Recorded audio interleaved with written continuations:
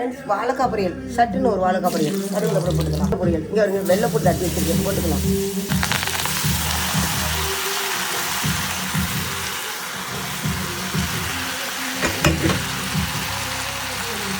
கொத்தமல்லி ஊற்றிக்கலாம்.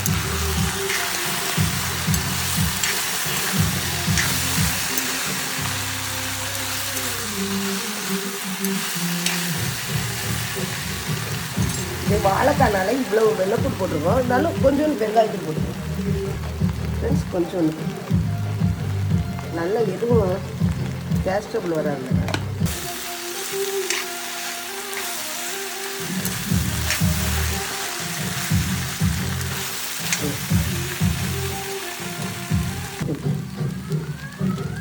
தேவையான அளவு ஒரு மிளகாத்தூள் போட்டுருக்கோம்.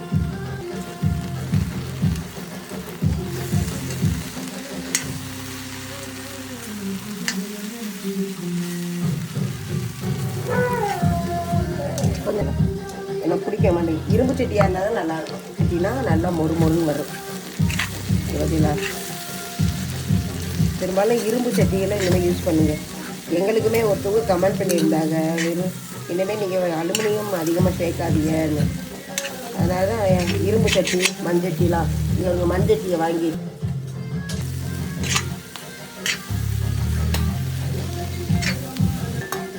வாழைக்காய் வந்து புரியா ஃப்ரெண்ட்ஸ். இந்த பற்றிலாம்